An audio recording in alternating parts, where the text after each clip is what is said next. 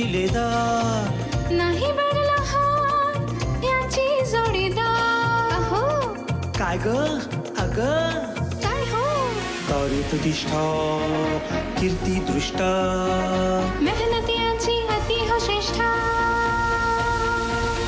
गाठी जन्माची ऋणानुबंधाची गृहस्थीची जोडी बघा हे खुलून दिसे जोडी बघा हे खुलून दिसे हो आमचे हे आमची आमचे हे आमचे हे आमची आमचे हे आमची.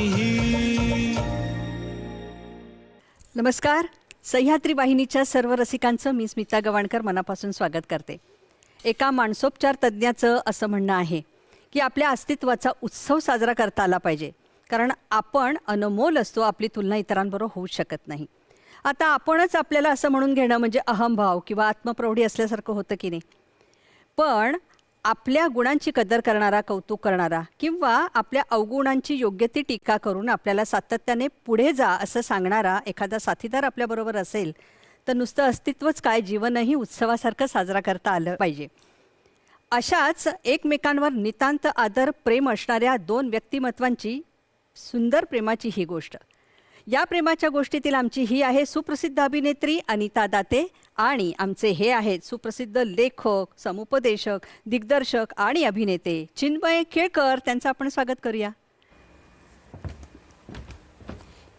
या अनिताबाई, या या या या या बाई म्हणण्या एवढा प्रवास तुझा झालेला आहे चिन्मय. खूप खूप खूप स्वागत. महाराष्ट्राच्या सर्व रसिकांच्या वतीने तुमचं मनपूर्वक स्वागत. या प्रेमाची गोष्ट कुठून कुठेपर्यंत होती आणि कशी ती पुढे सुरू राहिली आहे हे ऐकायची खूप इच्छा आहे. अनिता, सुरू हो जाय. मी तयार आहोत. ये बस. अभिनय आवडतच नाही असं म्हणणारी आमची अनिता नाशिक वाया पुणे मुंबई म्हणत रजतपटाची राणी म्हणून आता इथे बसलेली आहे आणि व्यावसायिक रंगभूमीवर अगदी छान असा रोवलेला लेखक, अभिनेता आज एका वेगळ्याच ठिकाणी जाऊन मुलांना घडवते. काय वेगळंच कॉम्बिनेशन आहे ना. मला ना हिला बघितलं किंवा हिला जे आधी ओळखत नाहीत, मी आता ओळखते, पण हिला भेटायच्या आधी पण अतिशय शिष्ट, आसपास कुणाला फिरकून न देणारी, नंतर बोलणारच नाही, नंतर असं करणारी अशी अनिता वाटते. का बरं ग अनिता? कारण मी दिसायला एक बारीक पुणेरी आहे आणि माझी बोलताना पण साधारणतः तसं मी बोलते असं लोकांना वाटतं. आणि दुसरी गोष्ट म्हणजे आता मी एका पुणेरी मुलाशी लग्न केलेलं आहे, त्यामुळे लोकांना मी वाटत असेल कदाचित, पण मी नाहीये बिलकुल. अजिबातच नाही. अतिशय बडबडी, थोडीशी स्पष्ट व्यक्ती असल्यामुळे असेल नाही का? पुरेशी स्पष्ट व्यक्ती पण नाहीये. खरं तर मी लोकांबरोबर मैत्री करायला उत्सुक असते, त्यांच्याशी गप्पा मारते, हो बरोबर आहे, पण मला मिसळायला वेळ लागतो. त्यामुळे हा माझा दोष आहे. खरं तर मी शिष्ट वगैरे नाही. अशी कशी असेल? नाशिकच्या सुंदर पवित्र नदीचं पाणी प्यायलेली आहेस, गोदावरीच्या मुली आहोत. गोदावरीचं पाणी प्यायलेली, काठावर खेळणारी, निर्मळ निरागस आहेस, म्हणून खरं तर एवढं मोठं नाव झालेलं आहे अनिता. चिन्मय, तरी सुद्धा तू कसा प्रेमात पडलास ह्याच्या, म्हणजे अशी हिंमत कशी झाली तुझी? मला जरा प्रेमाची गोष्ट आधी कळू दे. हा, तर हिंमतच झाली खरं म्हणजे. कारण मी ललित कला केंद्रामध्ये असताना ती काही मला भेटली नाही, कारण तेव्हा ती नव्हती ललित कला केंद्रात. मी ललित कला केंद्रात पासआउट झाल्यानंतर जेव्हा वारंवार ललित कला केंद्राला भेट द्यायचो तेव्हा ती असायची, पण ती आहे हे मला कधीही जाणवलं नाही खरं तर फार पटकन. ती फार मागे असायची आणि किंवा असली तरी ती फक्त माझ्याकडे बघायची कधीतरी आणि नंतर हे कर. तर त्यावेळी ती नाटक बसवलं होतं तिने, मेड्स नावाचं, कामवाल्या बाया त्याचं हे होतं. तर ते तिने मला ऐकायला बोलवलं होतं आणि मी नंतर नाटक ते पाहायलाही गेलो. आणि ॲक्च्युली तेव्हा काही मी प्रेमात वगैरे पडलो असं मी म्हणणार नाही, पण तेव्हा मी थक्क मात्र झालो होतो. तिचं दिग्दर्शन, तिचं ते नाटक निवडण्यामागची भूमिका आणि त्याचा कॉन्फिडन्स, या सगळ्या गोष्टींनी. आणि तेव्हा तर ती आत्ता दिसतीये त्याच्या काय म्हणून निम्मी सुद्धा कॉन्फिडंट दिसायची नाही निदान. तुम्ही आत्ता जे म्हणलं तसं काही वाटायचं नाही, पण ही बोलायला पटकन उत्सुक नसावी असं मात्र वाटायचं. पण त्यामुळे त्यावेळी तेवढंच बोलणं झालं माफक, आणि मी फक्त थक्क होऊन तिला सांगितलं की हे फारच कमाल झालं आहे सगळं. आणि मग मी प्रेमात पडलो ते नंतर. आम्ही सिगरेट्स नावाचं नाटक मुंबईत ती आल्यानंतर जेव्हा केलं त्याच्या रिहर्सल्सच्या दरम्यान मी प्रेमात पडलो. पण तेव्हा तिच्याबद्दलचा जो एक असा जो परकेपणाचा किंवा ही बोलेल की नाही माहिती नाही असा जो होता तो ताबडतोब गळून पडला होता. हे नक्की. बरं. त्याने त्याची कारणं सांगितलं अनिता तुझ्या प्रेमात पडण्याची. तो म्हणजे मुंबईला आला तेव्हा तो असा व्यवस्थित स्थिरावलेला होता. छान अनेक लोकांकडे तो छान काम करत होता. लेखक म्हणून त्याची सुरुवात होत होती. अभिनेता होता. तुझी प्रेमात पडण्याची किंवा त्याने दिलेल्या प्रपोजलला हो म्हणण्याची कारणं काय? एकतर चिन्मय मला नेहमीच इतरांपेक्षा वेगळा वाटत आलेला आहे. तो स्पष्ट बोलणारा होताच, पण एक हरहुन्नरी मुलगा की ज्याला कदाचित वेगवेगळ्या गोष्टींची आवड आहे. त्याला खूप माणसं जोडलेली होती चिन्मयनी. खूप लोक वेगवेगळ्या पद्धतीची त्याच्या ओळखीची होती आणि अशी त्याच्या प्रेमात पडणारी माणसं होती ती. म्हणजे तो कसाही वागला तरीही ती त्यांना नेहमीच चिन्मय जवळचा वाटायचा, त्याच्याशी बोलावंसं वाटायचं. तर एक मात्र होतं म्हणजे तो एक बारीक हट्टी होता. त्याला अनेक गोष्टींची आवड होती. तो पुस्तकही वाचायचा, तो भरपूर फिरायचा सुद्धा.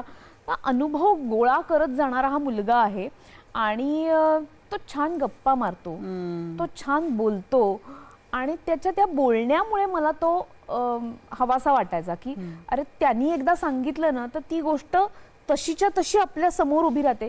तर ही काय जादू आहे या मुलामध्ये. किंवा प्रत्येकाशी बोलताना त्याचा जो अप्रोच असायचा तो ग्रहण करण्याचा असायचा. तर ह्यामुळे मला असं वाटलं की ही गंमत सगळ्यांमध्ये नसते आणि आपण एक काहीतरी सर्धोपट मार्ग निवडतो आणि तेवढ्याच गप्पा मारतो, आपण तेवढंच बोलतो.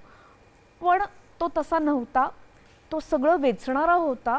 म्हणून तो मला आपल्या आसपास असावा, तो जवळ असावा असं वाटलं आणि आम्ही प्रेमात पडलो. त्याच्या विचारांमध्ये आणि सांगण्यामध्ये पण इतकं स्वच्छ आहे ना, तो इतका स्पष्ट आणि इतकी क्लॅरिटी आहे ना. त्यामुळे खरंच ह्या म्हणण्याशी अगदी सहमत आहोत आम्ही.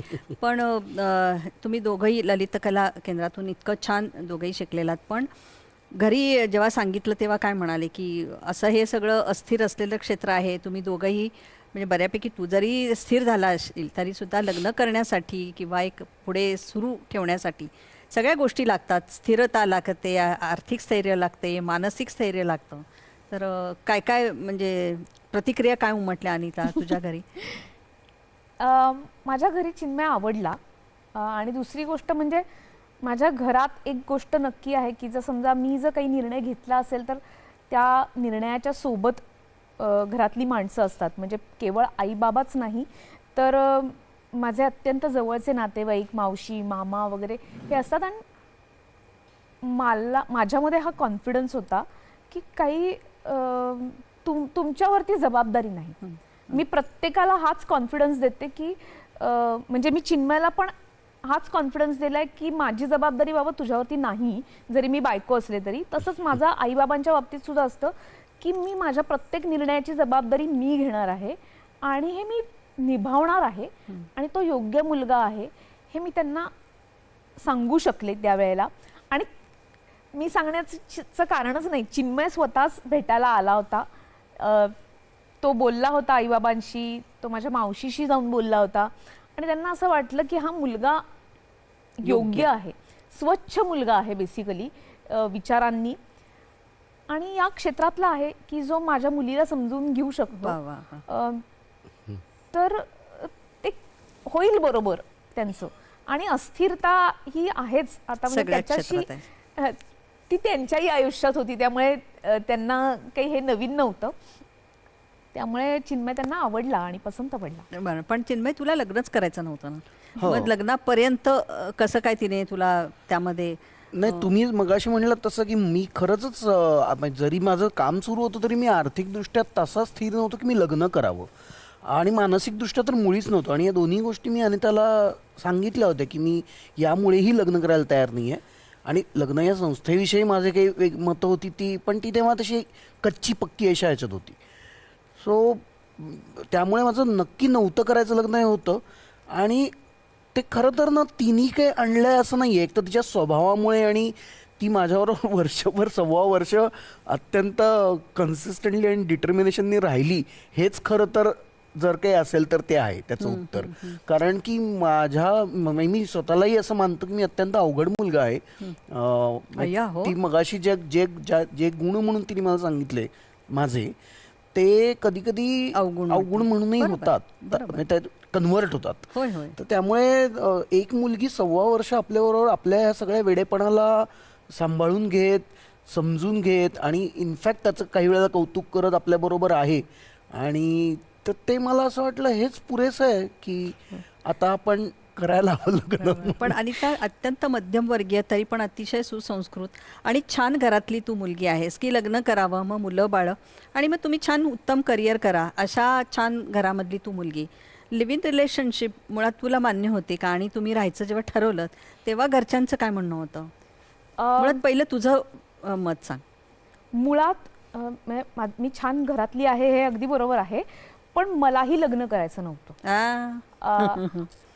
पण माझ्या आई वडिलांसाठी मला लग्न करणं भाग होतं आणि मलाही आवडलं असतं लिव्ह इन मध्ये राहायला. पण लिव्ह इन मध्ये राहणं ही सोपी गोष्ट नाही आहे आणि त्याची जबाबदारी अधिक आहे. त्यापेक्षा लग्न सोपं आहे. एका माणसाबरोबर लग्न करणं की आम्ही दोघं जण लग्नात आहोत तर फार गोष्टी अवघड नाही होत.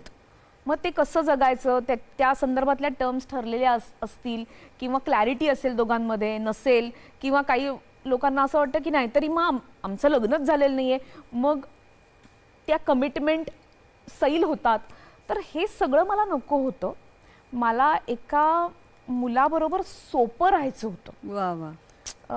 की आम्ही दोघं जण लग्नात आहोत, आपलं काहीतरी ठरलेलं आहे, आपण एका घरात आहोत, एकमेकांबरोबर ॲडजस्टमेंट करणं एका पॉईंटला गरजेचं आहे, जिथं नाही होत तिथे एकमेकांना सांगणं गरजेचं आहे.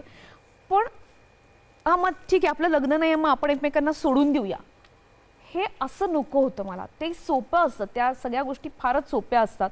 सोडून देणं, पटत नाहीये असं म्हणणं, पण एकमेकांबरोबर राहण्याचा निर्णय घेणं, सहजीवन नावाची गोष्ट, की मला एक मुलगा आवडलेला आहे, त्याच्यातनं 4 गोष्टी मला वेचायच्या आहेत, तर तो मला आयुष्याचा भाग म्हणून माझ्या सोबत हवा आहे, त्याचा सपोर्ट मला हवा आहे, माझा सपोर्ट त्याला हवा आहे, प्रेम हवं आहे, एकमेकांना माया हवी आहे. तर हे म्हटलं तर गरजेचं पण आहे.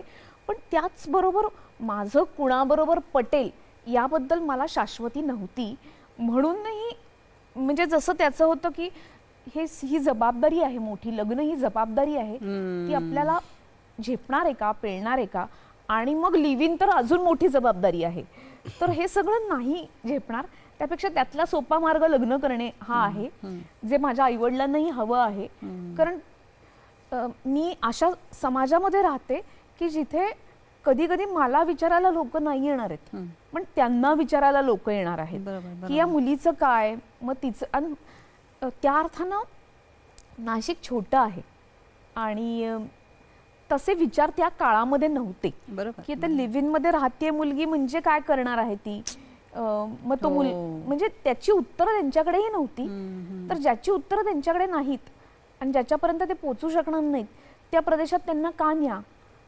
तर त्यासाठी सोपा मार्ग मी लग्न करणे हा आहे, जे मी केलं. बरोबर.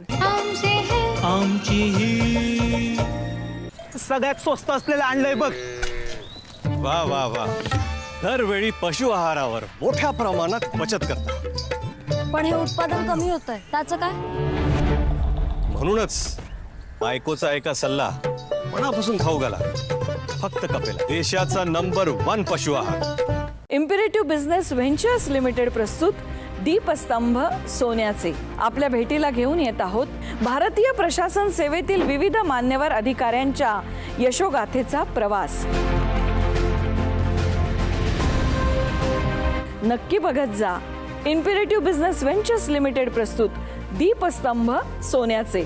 प्रसारण प्रत्येक शनिवारी रात्री 8:30 वाजता आणि पुनःप्रसारण रविवारी सकाळी 8 वाजता दूरदर्शनच्या सह्याद्री वाहिनीवर. न जाने किस शहर अंदर हमन को लाके डाला है, न साकी है, न दिलबर है, न शीशा है, न प्याला है. दूरदर्शन आहे ना, हे बेसिकली हनुमानासारखं आहे. या वास्तूंमध्ये आम्ही आमच्या करिअरची सुरुवात केली आहे. TRP पेक्षा सुद्धा मला जे भरभरून प्रेम मिळालेलं आहे, मी त्या प्रेमाची भुकेली आहे. ज्या ज्या लोकांबरोबर मला गाण्याचा चान्स मिळाला त्यावेळेचा तो गोल्डन इरा होता. दूरदर्शन की जो रीच है वो सबसे ज्यादा है. मला सारखं असं वाटत होतं की जो रोल मी करतोय ना, त्याला स्लॅपस्टिक कॉमेडीचा सेन्स असलेला नाही पाहिजे. सच्चित आनंद हा तुमचा जन्मसिद्ध अधिकार. So that is very important. मिळवणं सोपं आहे, टिकवणं फार कठीण आहे. तर मी करत राहणार, म्हणत मी शेवटपर्यंत करत राहणार. मी सगळं केलेलं आहे, माझं पूर्ण 100% दिलेलं आहे. आता देवा तुझ्या पायाशी सगळं. झलक ताऱ्यांची प्रसारण दर शुक्रवारी रात्री 8:30 आणि पुनः प्रसारण दर रविवारी सकाळी 10 वाजता फक्त आपल्या सह्याद्री वाहिनीवर. म्हणतात ना, आरोग्यम धनसंपदा, म्हणजेच आरोग्य हीच खरी संपत्ती. तेव्हा जाणून घेऊया आपल्या आरोग्याशी निगडीत समस्या आणि त्यावरील तज्ज्ञ डॉक्टरांचा सल्ला. पण कुठे? तर आपल्या आवडत्या कार्यक्रमात, ज्याचं नाव आहे आरोग्य संपदा. तर बघायला विसरू नका आरोग्य संपदा, प्रत्येक बुधवार आणि शनिवार दुपारी 12 वाजता. पुन्हा प्रसारण रात्री 11 वाजता फक्त आपल्या सह्याद्री वाहिनीवर. चिन्मय, या निमित्तानं आज पहिल्यांदाच या मालिकेमध्ये हा विषय पहिल्यांदा छेडला गेलेला आहे. 18 वर्षापूर्वी लिव्हिनमध्ये राहणं हे एक तेवढं सोपं नाही आहे. म्हणजे तुमची जरी बैठक ठाम असेल तरीसुद्धा आसपासचे लोक आपल्याला तितकं, म्हणजे अनेकांना ना लिव्हिनमध्ये राहतात म्हणून भाड्याची घरं दिली जात नाही किंवा त्याचे वेगवेगळे जे साईड इफेक्ट्स आहेत ते आहेत. नाही बाबा, तुम्ही असं राहताय तर पुढच्या पिढीने काय करायचं. तर लोक असं म्हणतात की, अनेक आईवडील म्हणतात, अरे राहून बघा, तुमचं पटलं तर मग पुढे बघू. हे असे जे सगळे प्रश्नचिन्ह आहेत, एक लेखक म्हणून पण तुला विचारते, तू खूप विचार करणारा आहेस. काय ह्याने काय साध्य होईल की 1 वर्ष 2 वर्ष लिव्हिनमध्ये राहिल्यावर खरंच आपल्याला ती व्यक्ती कळू शकेल का? नाही, तसं तर मग काय, जन्मभर खरं तर व्यक्ती कळतच राहते आणि किंवा कळत नाही पण. पण मला असं वाटतं की एकतर आम्ही जे काय ज्या पद्धतीने राहिलो ना, तेही त्याला लिव्ह इन असं म्हणण्यात तसा काही खरा अर्थ नाही आहे. कारण आम्ही व्यवस्थित दोघं नवरा बायकोंसारखे घरात एकत्र राहिलो आहोत.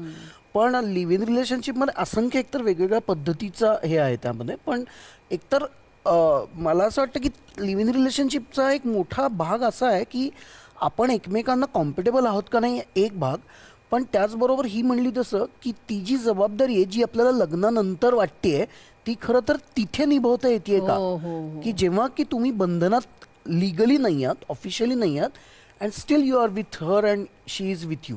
हे होणार आहे का नक्की खरंच? तरच खरं तर ते नातं आपल्याला हवं आहे, आणि ते केवळ व्यावहारिक पातळीवर नाही, भावनिक आणि मानसिक सगळ्या पातळीवर हवं आहे. सो त्यामुळे मला खरं तर सगळ्यात मोठा त्याचा हे तोच वाटतं जे तिने सांगितलं की हे अवघड आहे, आणि खरंच अवघड आहे, आणि त्यामुळेच कदाचित ते अवघड आहे. सो पण मला वाटतं दोन्ही, म्हणजे लिव्ह इन काय किंवा लग्न झालेलं काय, प्रेमाचं नातं आणि एकमेकांविषयी आदर असेल ना, तर मला वाटतं दोन्ही तशी नाती सोपी आहेत. एकाला आपण बंधन म्हणूया आणि एकाला थोडंसं सुट्टं किंवा स्वातंत्र्य म्हणू. पण मला वाटतं एकमेकांचा आदर केला पाहिजे. नाही तर कायम भीती, सोडून जातोय का, अपमान करतोय का, आपलं नाही जमलं तर सोडूनच द्यायचं आहे, याला अंडरलाईन न करता एकत्र राहणं. चला मग आपल्याला अभिनयच करायचा नव्हता मॅडम. तुम्ही थोडं गाणं म्हणत होता, थोडं कथ्थक पण करत होतात. आणि खरं तर तुमचे काका उपेंद्र दाते वडील पण तुझे दिग्दर्शक वगैरे करायचे होते. मग इतकी सगळी सुंदर पार्श्वभूमी असताना आपल्याला अभिनय का करायचा नव्हता? आणि मला त्यावेळेला की असं होतं चिन्मय की अभिनय करायचा ना, जाता जाता होईल की तू नाटकात काम कर किंवा एकांकिकांमध्ये कर, पण ललित कला केंद्रामध्ये तुला पाठवण्याचं मुळात कारण काय आणि तू का गेलीस? नाही, मला कोणीच पाठवलं नाही. मी तेच सांगितलं की मी आत्तापर्यंतचे माझे सर्व निर्णय माझ्या आईवडिलांच्या कृपेमुळे मी घेतलेले आहेत. की तुला काय करायचं आहे की कॉमर्सला ॲडमिशन घ्यायची आहे, तू कॉमर्सला ॲडमिशन घे. तुला काय करायचं आहे, ललित कला केंद्रात ॲडमिशन घ्यायची आहे, ठीक आहे, काही हरकत नाही, तू तिथे ॲडमिशन घे.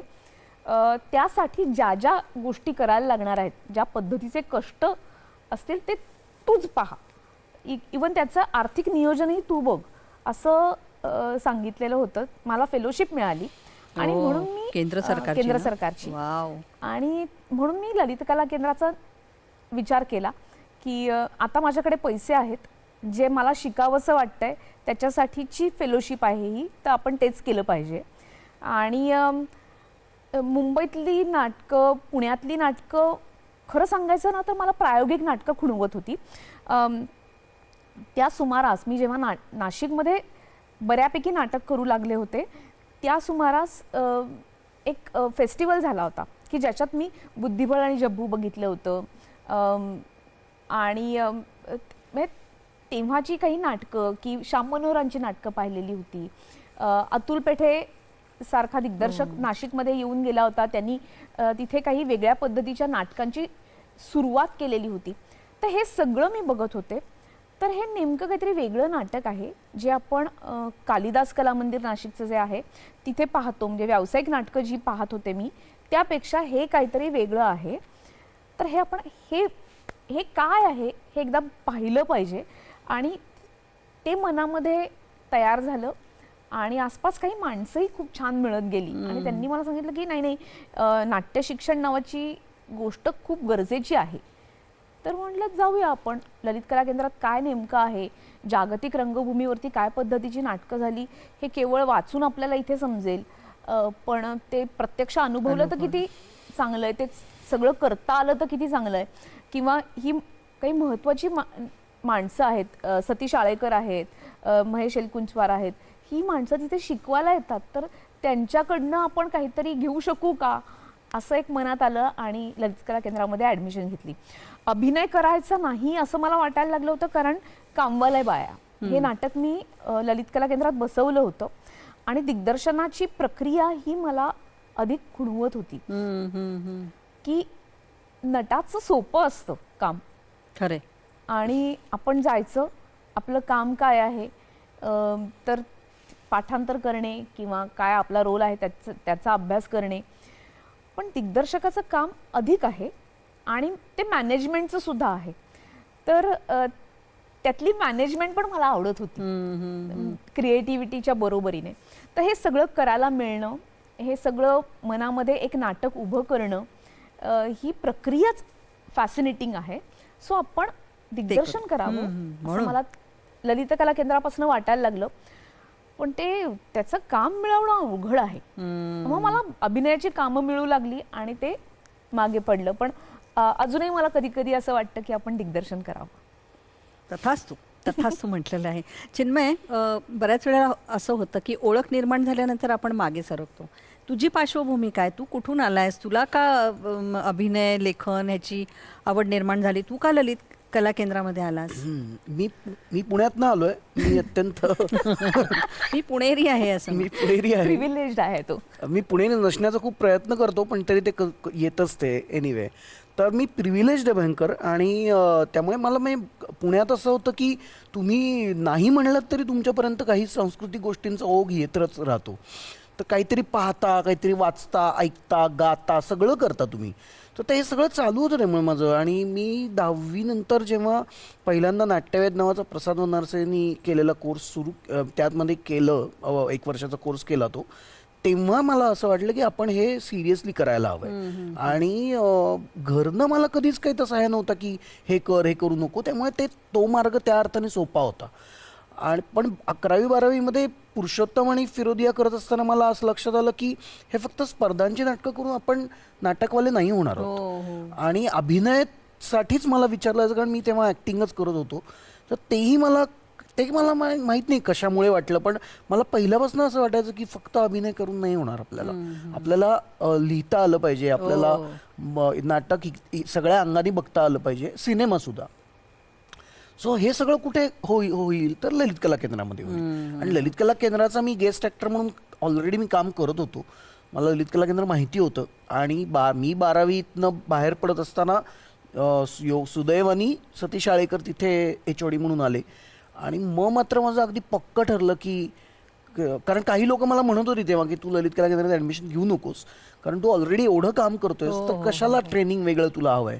पण जेव्हा आळेकर तिथे आले तेव्हा मला असं वाटलं की नाही, आता या माणसाबरोबरचं कडनं आपल्याला जे मिळणार आहे ते डेफिनेटली वेगळं असणार आहे. म्हणजे हिरा आहेस, त्याला पैलू पाडायला फक्त तू तिथे गेलास असं म्हणू शकतो आपण. प्रतिभा प्रभाव तेवढाच होता हो, तुझा. म्हणजे अगदी मी आता असं अगदी निर्लज्जपणे आणि कॉन्फिडेंटली असं नाही म्हणेन रे. की मी जर नसतो ललित कला केंद्रात गेलो तरी मी काहीतरी या क्षेत्रात केलं असतं, पण ते कदाचित वेगळ्या पद्धतीचा मी चिन्मय झालो असतो.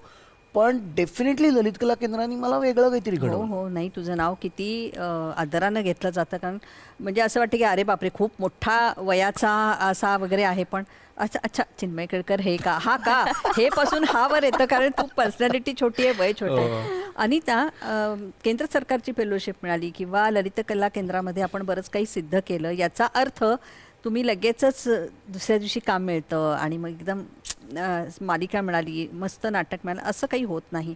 त्यासाठी पुन्हा एक वेगळं आयाम लागतात, प्रयत्न लागतात. त्यातूनही लग्न झालेलं होतं, संसार या टिपिकल शब्द तुमच्यामध्ये नसेलच. या सगळ्यामध्ये काय काय, कुठे रेंगाळलीस, कुठे स्वल्पविराम घेतलास, नवीन लग्न झालंय आता म्हणजे काय करायचं, संसार म्हणजे काय, असे प्रश्न तुला पडले का गं? नाही, खरं सांगायचं तर काही फार बदल नाही झाले. एकतर आम्ही ज्या पद्धतीने राहत होतो आधी तसेच आम्ही राहू लागलो. आम्ही रजिस्टर मॅरेज केलंय, त्यामुळे आणि ते इतकं साधं आणि सोपं केलं की मला पहिलं नाटक मिळालेलं होतं बाई ग कमालच झाली नावाचं.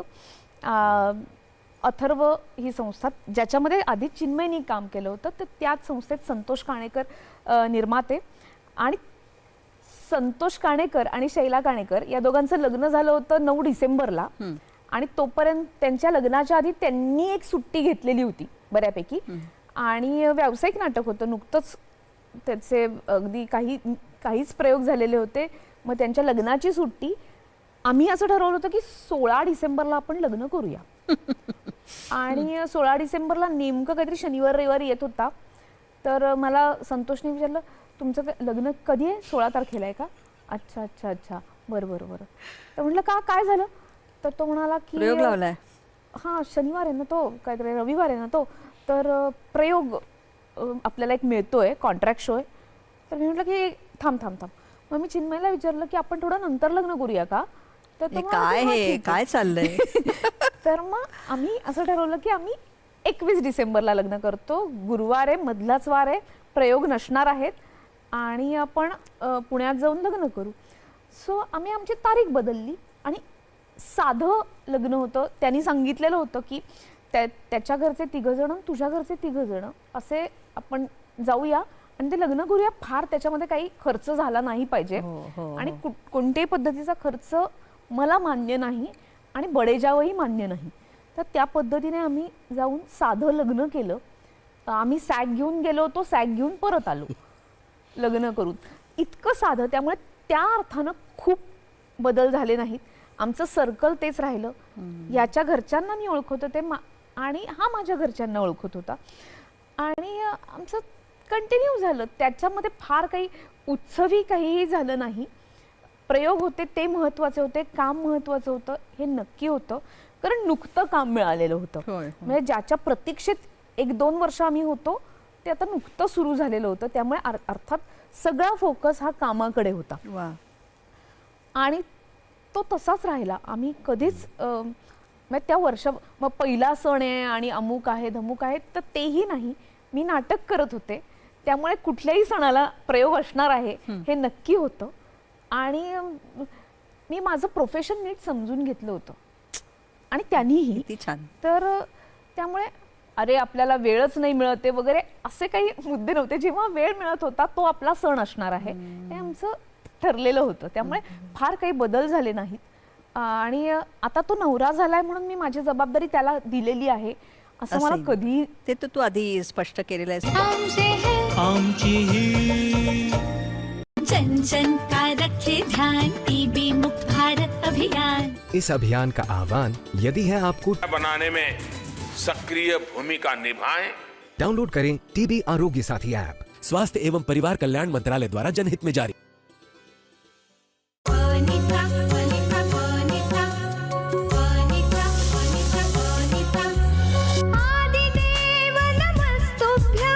प्रसीद मम भास्करा, अन्नपूर्ण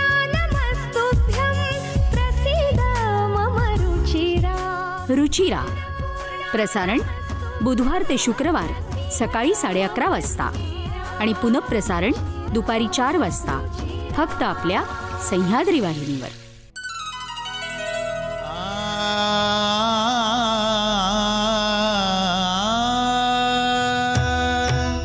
योगियांचा देव, योगियांचा देव, योगियांचा देव.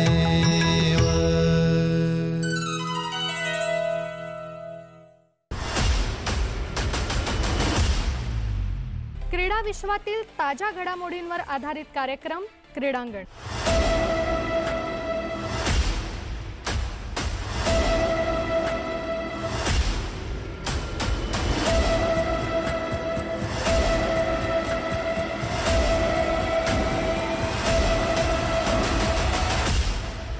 क्रीडांगण प्रसारण दर मंगळवारी सायंकाळी 6 वाजता फक्त सह्याद्री वाहिनीवर. चिन्मय, तरीसुद्धा तू इतका छान संवेदनशील लेखक आहेस, अनेक छान छान भूमिका करत असतो, आसपास पाहत असतो. प्रेम आहे म्हणून कधीतरी हक्क बजावला जातो. प्रेम आहे म्हणून तू मला आत्ता इथे हवी आहेस, तू माझ्याशी, मी तुला हे शेअर करावं असं कधीतरी म्हणजे वाटतं, किंवा रागानं आपण म्हणून नाही नाही नाही तू मला आत्ता हवी आहेस असं नाही का होत रे माणूस म्हणून. हे सगळं मान्य आहे, ही खूप समजूतदारपणा आहेत दोघांकडे, पण तरी असं नाही वाटत कधीतरी कधीतरी मानसिक आपली स्थिती बदलते. नाही, मला आत्ता मला हवी असतो आता या क्षणी, मला हे शेअर करायचं आहे. आणि ती तर त्या प्रेमामुळे जो पॉझिटिव्हनेस किंवा हक्क येतो त्याच्यावर कशी मात करायची असते. हो, म्हणजे हे तर झालंच की प्रेमामुळे तो आणि तसं वाटतच होतं आम्हाला, म्हणजे अजूनही वाटतं, पण तेव्हा तर खूपच असोशीनी वाटत होतं की आत्ता हे सांगायचं आहे आत्ता. आणि मला तर हे भयंकर आहे, म्हणजे माझी भूक अचाट आहे की मला जे जे वाटतं, मनात येतं, डोक्यात येतं, सुचतं, ते सगळं मला सांगायचं असतं. आणि अनिता अनेक वर्ष, म्हणजे मी मुंबईत जोपर्यंत काम करत होतो तोपर्यंत अनिता ही माझी पहिली श्रोता आहे कायमच, किंवा मला तिच्याकडून अप्रुव्हल हवं असायचं किंवा व्हॅलिडिटी हवी असायची की तू मला सांग तुला काय वाटलंय त्यावर. मग आणि तिचंही अभिनयाच्या बाबतीत तसं होतं. सो ते सतत होतं, पण म्हणजे मला काय उत्तर द्यायचं कळत नाही, कारण आम्ही तरीसुद्धा हे सगळं केलंच, म्हणजे आम्हाला काही वेळ मिळाला नाही असं झालं नाही कधी. आणि रादर ती म्हणते तसं की हे क्षण जेव्हा आम्हाला मिळायचं ना, तो आमच्यासाठीचा आनंदाचा परमोच्च हे असायचा, अजूनही असतो. आम्हाला गप्पा मारायला एक विंडो मिळाली की तिथे आम्ही इंडल्ज्ड असतो, पूर्णपणे रममाण असतो आम्ही, तर त्यामुळे त्याची मजा येते. आणि मी एक वेगळंच उदाहरण देईन यासाठी की इथे हे बोललेलं चालणार की ते मला माहिती चालणार. हां, तर ललित कला केंद्रामध्ये आम्हाला अॅनाटॉमी शिकवायला, मी त्यांचं नाव विसरलो, एक डॉक्टर होते, ते यायचे, डॉक्टर लागूनचे जावई होते ते, आय एम नॉट रॉंग. तर त्यांनी आम्हाला सरळ सांगितलं होतं की हे बघा, तुम्ही व्यसन करणार हे सरळ आहे, त्याबद्दल मी लगेच व्यसन करूच नका वगैरे असं मी सांगू शकत नाही, कारण तुम्ही ती करणार आहात. तर त्या सिगरेटबद्दल बोलताना त्यांनी सांगितलं होतं की तुम्हाला जर सिगरेट ओढायची असेल पण ती तुम्हाला आहारी जायचं नसेल त्याच्या, तर तुम्ही एक महत्त्वाची गोष्ट केली पाहिजे, ती म्हणजे सिगरेट ओढताना फक्त सिगरेट ओढली पाहिजे, पूर्ण लक्ष देऊन पूर्ण सिगरेट ओढली पाहिजे. जे तसं करत नाहीत ते कदाचित चेनस्मोकर होतात, कारण ती तलब पूर्णच होत नाही. तुम्ही अत्यंत, आणि हे मला त्यांनी जेव्हा सांगितलं तेव्हा मला ओशो आठवले, मला दुबेजी आठवले, कारण त्यांचंही असंच सगळ्यांचं म्हणणं होतं की जे करता आहात ते अत्यंत मनापासून त्या क्षणी जर केलं तर मग ते काही हरकत नाही, ते हार्मफुल पण नसतं. तर त्याची मला आत्ता आठवण होते की हे बोलताना की त्या गप्पा मारताना मी आणि इव्हन अनिताही अत्यंत असे घुसलेलो असतो गप्पांमध्ये. सो त्यामुळे कदाचित असेल की जेव्हा आम्ही नसतो एकत्र तेव्हा आम्हाला त्याचं काही फार खंत किंवा अरे आपल्याला वेळच मिळत नाही वगैरे असं होत नाही, कारण जेव्हा मिळतो तेव्हा आम्ही असे फारच मग्न असतो. वा वा वा, हे छान आहे ना. हे मला अगदी वेगळा अनुभव आता ऐकायला मिळतोय. आणि त्या प्रायोगिक रंगभूमीवर इतकं सुंदर काम केलेली दिग्दर्शिका म्हणून अशी, म्हणजे जर चिन्मय थक्क होत असेल तर मग बाकी काय सगळं थक्कच आहे असं म्हणायला हरकत नाही. पण जेव्हा मुंबईत आलीस आणि एका एक्स्ट्रा मॅरिटियल अफेअर या विषयावर एक तू मालिका केलीस, त्यावेळेला म्हणजे ती करायची की नाही, म्हणजे तुला भरपूर नाव मिळालं.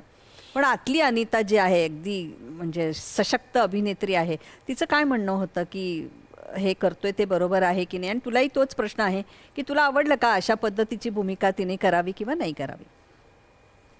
खरं तर माझ्यासाठी हा प्रश्नच नव्हता. मला एक काम मिळणार होतं ज्याची मी अनेक दिवस अनेक वर्ष वाट बघत होते की मालिकेमध्ये मला का काम नाही मिळत आणि मला का कन्सिडर केलं जात नाही याबद्दल मला प्रश्न होते. म्हणजे एकदा मला कळलं असतं ना की नाही तुला इथं काम मिळूच शकत नाही कारण अमुक अमुक अमुक आहे, तर मी ते ॲक्सेप्ट केलं असतं. पण त्याची कारणं मला मिळत नव्हती आणि इथे मला संधी मिळत होती काम करण्याची, तर लोकांनी एकतर मला नाकारलं असतं तिथं आणि मला पुन्हा काम मिळालं नसतं. पण इथं मला संधी होती काहीतरी वेगळं करण्याची. आपला जसा चेहरा आहे तसाच चेहरा दाखवून, म्हणजे त्या अर्थानं मी म्हणजे जेव्हा आम्ही मुंबईमध्ये आलो त्यावेळेस ज्या पद्धतीच्या मुलींना काम मिळत की नाक सरळ पाहिजे, डोळे असे पाहिजेत तसे पाहिजेत, रंग अमुक अमुक पाहिजे, तर त्या सगळ्या ह्याच्यामध्ये मी तशी नाकी डोळी नीटच नाही आहे. मग मला त्यामुळे कदाचित काम मिळत नसावं, पण त्या मालिकेने मला हा कॉन्फिडन्स मिळणार होता की मी जशी आहे तसं काम मला मिळणार आहे.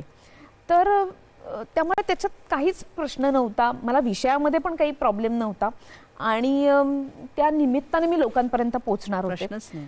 त्यामुळे आणि असा एक ट्रेंड सुरू झाला होता की ज्या मुली मालिकेमध्ये फेमस आहेत त्यांना नाटकात घेतलं जातं, असं त्या काळात सुरू झालं होतं. त्यामुळे मालिका मिळणं गरजेचं होतं. जर समजा मी मालिकेमध्ये फेमस असेल, मी लोकांपर्यंत पोहोचलेले असेल, तर मला नाटक करायला मिळणार आहे असं एक मला माहिती होतं. चक्र बदलत होतं थोडंच. तर म्हणून मला मालिका हवीच होती. त्यामुळे कुठलाही विषय असला आणि काही पद्धतीचं कॅरेक्टर असलं तरी ते मी करणार आहे मला माहिती होतं. आणि चिन्मय तुझं काय म्हणणं होतं? म्हणजे अर्थातच आता ते एक स्वतंत्र व्यक्तिमत्व, तिचा त्याच्या पाठीमागची एवढी मोठी पार्श्वभूमी खरंच मला माहिती नव्हतं. तुला काय वाटलं म्हणजे तिच्या मालिकेत? म्हणजे मी टेलिव्हिजन पासून शक्य तेवढा लांब राहण्याचा प्रयत्न पहिल्यापासून करत होतो. त्यामुळे पण मला एवढं नक्की तेव्हाही मला आठवतंय की मी एक तर तिला ज्या पद्धतीचं काम करायचं होतं ते तसं तिला मिळत होतं याचा मला आनंद झाला. आणि परत तिथेही मला थक्क करणाराच अनुभव आलाय की तिच्या अनेक वेळा तिने बोलली होती ती, आणि पण म्हणून कुठली वकवक नव्हती, काही वसवस नव्हती. ती अत्यंत शांतपणे तिचं काम करत होती. आणि हे मिळालं नाही तर माझं आयुष्य व्यर्थ वगैरे असलं काही तिचं हे नव्हतं.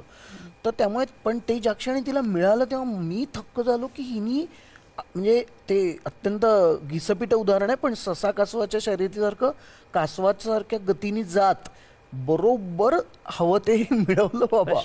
आणि ते इतकं दणदणीत होतं, म्हणजे ते दणदणीत यानंतर सिद्ध झालं. पण तर ते त्यामुळे मी एक तर मला कौतुक वाटलं एक भाग. दुसरीकडे टेलिव्हिजनवरचं काम तिचं पाहण्यासाठी मी उत्सुक नव्हतो हे मी अगदी प्रामाणिकपणे सांगतो, कारण मी तिचं इतकं चांगलं काम पाहिलं आहे. सो त्यामुळे मला, आणि मी टेलिव्हिजनवर काम केलेलं असल्यामुळे मला अंदाज होता की काय आहे. पण एक नक्की मी सांगेन की मला एवढं मात्र माहिती होतं की अनिताचं आधीचं काम आणि इतक्या चांगल्या चांगल्या वेगवेगळ्या लोकांबरोबर काम केलं होतं तिने, आणि इतकं घट्ट पाया तिचा स्वतःचा माणूस म्हणून, अभिनेत्री म्हणून तयार झाला होता की असं काही मला वाटलं नाही की आता हे काहीतरी एक म्हणजे काय म्हणजे चांगलं काम नाही आहे किंवा सवंग आहे टेलिव्हिजन करणं वगैरे. एकतर मुळात ही समजूत आमची गळून कधीच पडली होती, पहिली गोष्ट.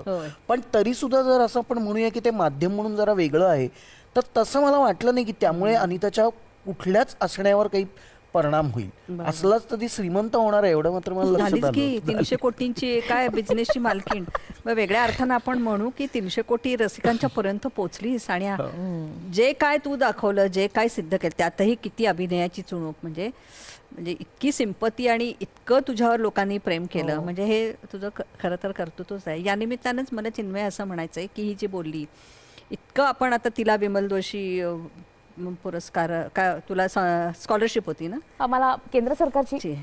बरोबर. त्याच्यानंतर तू त्रिवेंदमला गेलीस. हो. ते सगळं आपण बोलूया. पण मग हे सगळं एका बाजूला आणि काहीतरी सिद्ध करण्यासाठी मग आता मला कसं नाही असं म्हणून आपण काहीतरी घ्यायची. बरं, त्याच्यात तिचं सोनं केलं तो भाग वेगळा, पण संधी नाही म्हणून तुम्ही समोर येत नाही, आणि समोर येत नाही म्हणून पुन्हा तुम्हाला काम मिळत नाही, असं ते याच्यात जर तुम्ही जखडत असाल तर अशा मस्त प्रशिक्षणाचा इतकं आपण त्याच्यामध्ये काम करतो किंवा इतकं जीव झोकून त्या संस्थेमध्ये आपण वाढतो, ह्याचा काय उपयोग असतो? मग काय असं नाही दुःख होत तुम्हाला?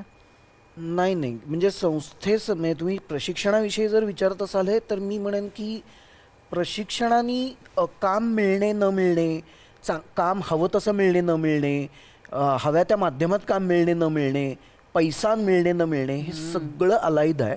मला असं वाटतं की प्रशिक्षणामुळे काय तयार होत असेल तर, आणि विशेषतः ललित कला केंद्रासारख्या संस्थेतनं किंवा खरं तर कुठल्याही संस्थेतनं, ते म्हणजे विजन. तुम्हाला तुमची विजन तयार होते आणि तुमची इन्साईट तयार होते, तुमची गोष्टींकडे बघण्याचा दृष्टिकोन तयार होतो, आणि तसं दृष्टिकोन ठेवायचा असतो. आणि तो म्हणजे एखादी गोष्ट आहे तर तिला मागून पुढून वरून खालून सगळ्या बाजूनी बघण्याची ताकद मला जर कोणी देत असेल तर ते मला प्रशिक्षण देतं. सो आणि हे कुठल्याही खरं तर संस्थेसाठी असतं. आणि पुन्हा ते आहेच की प्रत्येक संस्थेमध्ये मी काय घेतो हा खरं तर सगळ्यात महत्त्वाचा भाग असतो. ती संस्था काय मला देते हा त्या संस्थेच्या दर्जावर आणि त्यांच्या तिथे असलेल्या. भारीच, एकदम भारी बोलतोयस तू. आमची ही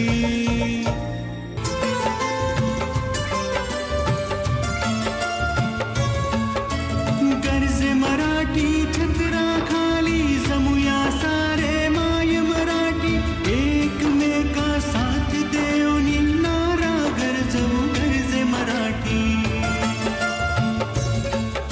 ज्ञानोपासना ज्ञानार्जन ज्ञानदान बाळतो मराठी, संस्कारे ही नटली सजली माय बोलिया मुची मराठी. गरजे मराठी, गरजे मराठी, विश्वाच्या गाभारी गरजे मराठी. गरजे मराठी प्रस्तुत विश्वाच्या गाभारी गरजे मराठी, दर रविवारी संध्याकाळी 7:30 फक्त दूरदर्शनच्या सह्याद्री वाहिनीवर. एता पिकाले बहर शिवार झालं हरभर, एता मातीचा हा गंध मनी आनंद लहर. आनंदाची लहर मनात फुलवणारी, माते समान असणारी ही काळी आई, या काळ्या आईच्या लेकरांसाठी माहितीपूर्ण कार्यक्रम आमची माती आमची माणसं. नवीन तंत्रज्ञान, नवीन संशोधन, शेतकऱ्यांना होईल नव्या जगाची ओळख. प्रगतीच्या दिशेने एक पाऊल आपल्या माणसाचं, आपल्या मातीतलं. आमची माती आमची माणसं. प्रसारण सोमवार ते शुक्रवार सायंकाळी 6:30 वाजता फक्त सह्याद्री वाहिनीवर. जुने हिट नवे फिट, हिंदी गाण्यांचा संगीतमय धमाका, तराने पुराने.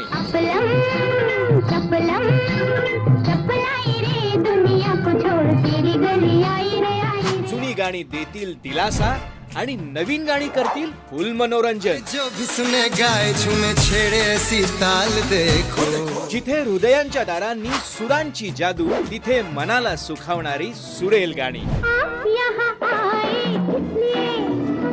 आपने बुलाया इसलिए. तराने पुराने. प्रसारण सोमवार ते शुक्रवार सकाळी 8 वाजता, संध्याकाळी 5 वाजता आणि रात्र 10:30 वाजता फक्त आपल्या सह्याद्री वाहिनीवर. आमची ही. अनिता, तुमचा का खो खो सुरू असतो की तो इकडे व्यावसायिक म्हणून एस्टॅब्लिश होत होता, तो पुन्हा प्रायोगिककडे वळला आणि तू पुन्हा मुंबईत राहिलीस, तो परत पुण्यात गेला. तुम्ही भेटता कधी? आत्ता भेटलोय ना आम्ही. किती महिन्यांनी? नाही महिन्यांनी नाही, आम्ही असे फ्रिक्वेंटली भेटत असतो. किंवा त्याला सुट्टी मिळाली तर तो मी जिथे असते तिथे येत असतो, किंवा मला जर समजा वेळ मिळाला तर मी तो जिथे आहे तिथे जात असते. त्यामुळे आम्ही भेटत असतो. आणि तसंही मुंबईसारख्या ठिकाणी राहून कधी माणसं कुणाला भेटतात असा मला प्रश्न पडतो. तर ज्या वेळेला आम्ही एकत्र सतत होतो आणि मी मालिका करत होते, तर मी गोरेगावातनं ठाण्याला शूटिंगसाठी जायचे आणि शूटिंग 13-14 तासांचं संपवून मी पुन्हा ट्रॅव्हल करत घरी यायचे. त्यावेळेस ऑलमोस्ट झोपायची वेळ झालेली असायची आणि निघताना आम्ही जस्ट उठलेले असायचो, तर त्यावेळेस माझ्या मते आम्ही खूप अधिक वेळ काढायचो. कारण मी आल्यानंतर आम्ही दोघं जण एकत्र बसून कॉफी प्यायचो, तेव्हा गप्पा मारायचो आणि सकाळी निघण्याच्या आधी सकाळी सकाळी उठून हा चहा करायचा, तेव्हा गप्पा मारायचो. माझ्या मते तो अधिक काळ आपण एकत्र, म्हणजे जेव्हा मी अधिक बिझी होते तेव्हा आम्ही अधिक एकत्र होतो. तर मुंबईसारख्या ठिकाणी खूप अवघड आहे एकमेकांच्या सोबत असणं. म्हणजे एका माणसाला आपण पाहतो एवढंच काय ते, पण त्यापेक्षा आता तो आणि मी आम्ही वेगवेगळ्या गावांमध्ये राहतोय आणि जेव्हा सुट्टीच्या दिवशी एकत्र असतो तेव्हा आम्ही अधिक तास एकत्र असतो. तर त्यामुळे आम्ही भेटतो, एकमेकांशी गप्पा मारतो. वाईट आहे पण आम्ही फोनवरती पण बोलतो आणि गप्पा मारतो. क्वालिटी टाइम महत्वाचा आहे. पण तुम्ही दोघंही कलाकार आहात. तू उत्तम लेखक आहेस, दिग्दर्शक आहे, मगाशी मी समुपदेशक या अर्थानं म्हटलं कारण तू मुलं घडवतोस वेगळ्या पद्धतीने छान. म्हणजे आज नगरमध्ये ना तू ही कलाकार आहेस. दोघांचं एकमेकांविषयी असलेलं असोसिएशन तर मला कळलंच, पण वेगवेगळ्या अवस्था असतात, वेगवेगळ्या शांततेची गरज असतं. कसं तुम्ही एकमेकांना सांभाळता गं अनिता? त्यातूनही लांब असता तुम्ही, जरी तू म्हणालीस मी फोनवर बोलतो हे करतो, तरी पण एकमेकांजवळ असणं, तेव्हा गप्पा मारणं आणि फोनवर गप्पा मारणं आणि आपल्या चिंता किंवा टेन्शन्स एकमेकांना सांगणं, कसं सांभाळता दोघं? 18 वर्ष झाली हा लग्नाला. मस्त. तर मला मुख्य असं वाटतं की तूही सांग, पण लेखक बोला आधी. मला मुख्य असं वाटतं की आम्ही पहिल्यापासून म्हणजे लग्न आमचं ठरलं, आम्ही प्रेमात पडलो त्याच्याही आधीपासून खरं तर आम्ही मित्र चांगले होत गेलो आणि पक्के पक्के पक्के होत गेलो होतो. आणि त्यात अनेक वेळा अतिशय काय म्हणू त्याला असं कठीण काळ आली. कठीण या अर्थाने की आम्हाला मधल्या एका काळात तर आम्ही दोघं बसून एकमेकांना म्हणलं होतं की आपल्याला आता आपल्या आसपास अगदी आपले म्हणावे आणि सगळं काही शेअर करता यावं, सगळं भांडता यावं, चुका काढता याव्या, असे मित्र काही राहिलेले नाही आहेत. तर त्याच्यात आपणच दोघं आहोत एकमेकांना मित्र. सो हे मित्रत्वाचं जे नातं होतं ना ते कायम राहिलं. म्हणजे त्याचा बॅकड्रॉप आम्ही कायम तसाच राहिलेला आहे आमचा. तर त्यामुळे कदाचित हे असेल की आम्ही जेव्हा केव्हा जे काही बोलतो, मी मगाशी म्हटलं जसं की त्यामुळे तल्लीन असतो, मग्न असतो. आजही एकमेकांना व्हॅलिडेशन एकमेकांचं घेत असतो, देत असतो. सो तो मित्र असण्याचा आणि ती मैत्री फारच घट्ट असण्याचा तो किती छान भाग आहे असं मला मुख्यतः कार्यक्रमाचा मूळ उद्देशच इथे सफल झाला. आणि तर तू तेव्हा त्रिवेंद्रमला गेलीस, चिन्मय घरी आहे, आई बाबा, त्याचे आई बाबा सगळं सोडून जेव्हा जातो तेव्हा आपलं एक खऱ्या अर्थाने आत्मचिंतन होतं का गं? हो अर्थात. मी याच्यावर इतकी कम्फर्टेबल आहे की, आणि तोही की मी बाहेर असणं, मी काहीतरी शिकणं आणि तरी तो त्याला त्याच्याबद्दल म्हणजे अरे तू आता 2 महिने नसणारच आहे, तू 3 महिने नसणारच आहे, किंवा तू आता इतके दिवसच नसणार आहे, याबद्दल त्याला फार त्रास नाही होत आणि तो मॅनेज करतो त्याचं. त्यामुळे मी खरंच त्या ठिकाणी माझी असू शकते आणि तो सुद्धा. रादर ही सवय त्यांनीच मला लावलेली आहे असं म्हणायला हरकत नाही. मी ज्या फॅमिलीतनं आलेले आहे त्या कुटुंबामध्ये असं आहे ना, एकमेकांच्या संपर्कात राहणे, एकमेकांबद्दल सातत्याने काळजी करणे किंवा या पद्धतीचं आहे की ते माझ्या कुटुंबात आजही जपलं जातं. आई बाबा मला विचारतात कुठे पोचली, किंवा मी सांगते मी घरातनं निघाले आणि अमुक ठिकाणी पोचले, मी आता अमुक वेळेला येईल. पण ही ती तिच्या कुठल्या तरी गोष्टीमध्ये आहे, विश्वामध्ये आहे, तो मला कधीही डिस्टर्ब करत नाही. आणि मी आता हे शिकले आहे, याची मला प्रॅक्टिस नव्हती की त्याला त्या वेळेला डिस्टर्ब करायचं नसतं. त्यामुळे आम्ही ज्या ठिकाणी आहोत त्या ठिकाणी खरंच आत्मचिंतन करू शकतो, वेगळ्या माणसांना भेटू शकतो आणि त्यांच्याकडनं काहीतरी घेऊ शकतो. नाहीतर मी जर केवळ माझ्याच कुटुंबातनं आलेली अनिता राहिले असते तर मी घरच्या काळज्या करत बसले असते. आणि मग तू आज भाजी आणली का, मग तू आज काय जेवलास, तर मी नाही त्याला विचारत तू जेवलास की नाही. आणि मला असं वाटतं की 45 वर्षाचा माणूस आहे हा, त्यांनी त्याचं बघणं गरजेचं आहे. तू जेवलायस की नाही, तर त्यांनी त्याचे त्या अमुक वेळेला जेवणं गरजेचं आहे आणि योग्य जेवणं गरजेचं आहे. आता हे कुठे मी सांगत बसू त्याला. आणि हे जर करणं म्हणजे संसार असेल तर मग ते फार बोर आहे. मला याला जोडून एक छोटं सांगावं असं वाटतंय की आम्हाला दोघांनी ना पहिल्यापासून असं, ती म्हणली तसं की एकमेकांना आम्ही सवयी लावत गेलो या की आपली सपोर्ट सिस्टीम ही फक्त एका संकुचित त्याच्यापुरती नसावी, ती फार पसरलेली आणि जागोजागी असायला हवी. आणि ती मी तयार करतो नेहमीच, तिलाही बहुधा त्याची सवय लागली आणि किंवा ती आधीपासून असेल, मला तर आठवत नाही इतकं.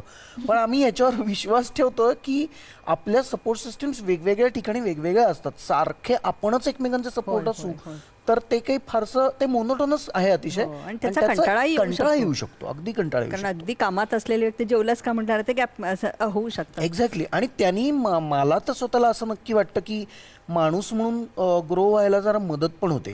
कारण नाहीतर मग मी अवलंबून आहे आणि हे करणार आहे असं टेकन फॉर ग्रांटेड घेणं पण आणि अवलंबून राहणं पण, हे दोन्हीही घडतं.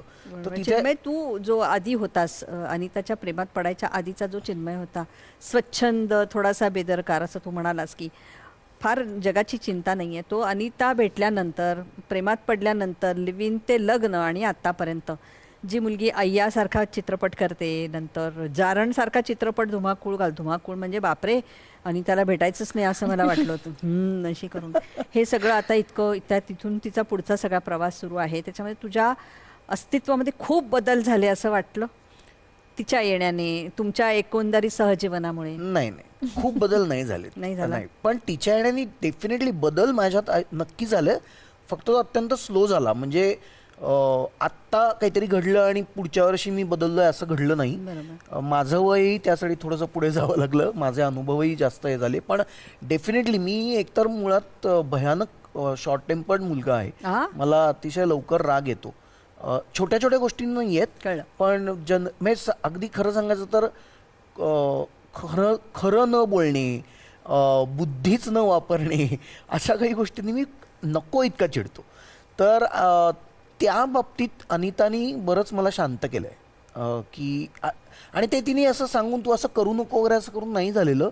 ते तिने तिच्या वागणुकीतनं आणि तिच्या रिॲक्शन्समधनं माझ्यापर्यंत हे केलं आहे की हे इतकं तणतण करण्याची आणि इतका चिडचिड करून घेऊन तू तुझं नुकसान करतोय असं नाही होणार. सो याची ते अजूनही आहे माझ्यात, पण ते खूप कमी झालं त्याला एक कारण डेफिनेटली अनिता. आणि हा माझ्यातला मोठा बदल अनिता आयुष्यात आल्यामुळे झाला, हे नक्की. बरोबर. अनिता, आपल्या अवगुणांचं कधी आपल्याला हे होतं का ग, शोध लागतो का की हे आपल्याला नको आहे असं होतं कधी, का दुसऱ्यांनी दाखवून द्यावे लागतात? नाही, आपल्याला आपले अवगुण 100% कळत असतात आणि समोरच्याच्या वागण्यातनं ते आपल्याला कळत असतं. खरं तर आपण त्याच्यासाठी जागं असणं गरजेचं आहे. आणि आपण जागे असलो तर आपल्याला बरोबर कळतं की हे आपलं चुकलेलं आहे आणि किंवा अशा पद्धतीने आपण वागायला नको आहे. सहानुभूती असली पाहिजे, आपल्याला एम्पथी असली पाहिजे. अनेक गोष्टींबद्दल जगाकडे बघण्याचा आपला दृष्टिकोन वेगळा असला पाहिजे. वेगळा म्हणजे काहीतरी जगाकडे आपण पाहत राहिलं पाहिजे की ह्यातनं आपण काय निवडू शकतो. अगदी तुला सांगते की छोट्या छोट्या गोष्टी असतात की रंगसंगती ही गोष्ट आपल्याला कोणी शिकवत नाही त्या अर्थानं, पण आपण पाहत जातो आणि एक सौंदर्य दृष्टी येऊ लागते. ते तसंच आहे सवयींचं सुद्धा, की हळूहळू आपण शिकत जातो, आपण पाहत जातो की हे केल्यानं अमुक अमुक होतं, ते केल्यानं तर टाइम मॅनेजमेंट त्याला ज्या पद्धतीने जमते तशी ती मला नाही जमत. पण मग मला जमत नाही यासाठी मी सातत्याने स्वतःला त्रास नाही देत. तर त्याची कारणं पण काहीतरी अलीकडे पलीकडे असतात. तर ती काय आहेत, तर त्या कारणांना केवळ गोंजारत न बसता आपण ह्यानंतर काय करू शकतो ह्याचा विचार करणे, सतत नाही पण पुढच्या वेळेस आपण अमुक अमुक करू. जसं आपण कामाच्या बाबतीत करतो ना, की आत्ता केलेल्या कामापेक्षा पुढच्या वेळेस काम करताना या चुका टाळायच्या आणि ते अधिक सराईत पद्धतीने करायचं. तर हा सराईतपणा हळूहळू आपल्यामध्ये येईल. पण अवगुण कळतात, दिसतात, ते आपण सुधारत जायचे असं मला वाटतं. आणि सुदैवाने त्यांनी मला कधी माझे हे तुझं चुकलंय आणि हे आता तू सुधार असं तो कधीच सांगत नाही मला, पण तो त्यातनं काय निवडायचं हे ठरवतो. किंवा तो कधी कधी मला त्रासही देतो, म्हणजे असं इतकं ते सगळं छान गुडी गुडी आणि हे नाही आहे. आत्ता इथे येण्यापूर्वी त्यांनी मला सांगितलं होतं की तू काय तुझं काय कपडे आणायचे, कारण त्याचे काही कपडे नाशिकमध्ये होते, तर तिथनं मला ते आणायचे होते, तर काय आणू. तर तो म्हणाला की ती एक चॉकलेटी रंगाची एक बंडी आहे ती आण, म्हणजे आपण घरात घालतो ना ते बंडी. तर मी म्हटलं ती तू घालणार आहेस का? तर तो म्हणाला की हो, आणि हॅरम पॅन्ट घालणार आहे. अच्छा बरं, कारण माझ्या डोक्यामध्ये आपण जेव्हा कपल म्हणून एखाद्या ठिकाणी जाणार आहोत आणि त्या अर्थानं पहिल्यांदाच जाणार आहोत, तर मी काहीतरी माझ्या मनात एक ड्रेस कोड ठरवते, त्याला पार छेद देणारी ही गोष्ट होती. तर मी म्हटलं की बरं ठीक आहे. तर मी आत्ताही माझ्या बॅगेमध्ये ती बंडी आहे, मी आणलेली आहे. आणि त्याला खरोखरीच वाटलं असतं ना, त्याचं खरोखरीच म्हणणं असतं ना, तर त्यांनी ती घातली असती. पण त्यांनी एक छोटा त्रास देऊन बघितला मला, आणि तो म्हणाला की मी बंडी घालेन. पण त्याला वाटलं की आपण हा शर्ट घालावा. तर हे अशा पद्धतीने तो थोडाफार त्रास देत असतो आणि मी त्याला त्रास देत इनफॅक्ट हे जे उदाहरण आहे हेच खरं तर मगाच्या माझ्याचं एक उदाहरण आहे की हे मी पूर्वी केलं असतं म्हणून ती आत्ता त्याबद्दल म्हणते की हा त्रास. पण ऍक्च्युली माझ्यात हा बदल झाला हिच्यामुळे गेल्या काही वर्षात, की आता याच्याबद्दल फार चर्चा आणि त्याच्यावरून काहीतरी एक धरून ठेवणं हे करायला नको. आत्ता कार्यक्रम महत्वाचा आहे, आपण हे आणलेलं आहे ते काढलं आणि घातलं मुकाट. सो हा अनितामुळे झालेला बदल. तू खूप छान म्हणालीस की रंगसंगती काही शिकवू नये, आपल्याला ती बरोबर कळते. मुळातच तू एक छान लेखक आहे, दिग्दर्शक आहे, अभिनेता आहे, तू अभिनेत्री आहेस. असं एक छान इंद्रधनुष्य, सगळे रंग तुमच्या आयुष्यात आहेत, ते अधिक प्रभावी करण्याचं काम तुम्ही करा. तू तर सुंदर पिढी घडवतो आहेस, त्यासाठी तुला मनपूर्वक शुभेच्छा. आणि सहजीवनाचा अर्थ म्हणजे नुसतं एकत्र राहणं, संसार या शब्दांमध्ये अडकून सतत एकमेकांना धुसफूस करणं नव्हे, तर इतकं सुंदर उदाहरण माझ्यासमोर आहे. महाराष्ट्राच्या सगळ्या रसिकांना कळलं की अरे वा, हाही एक वेगळा अर्थ आहे.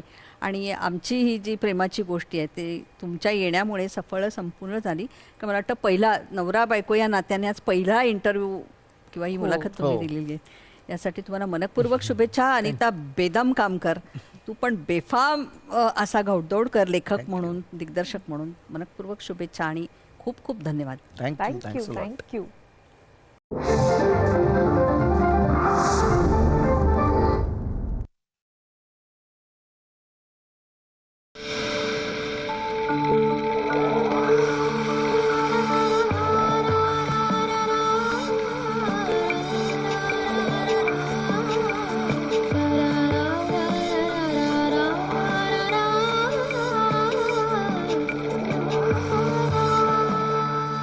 सह्याद्री वाहिनी, प्रत्येक घरासाठी, घरातल्या प्रत्येकासाठी.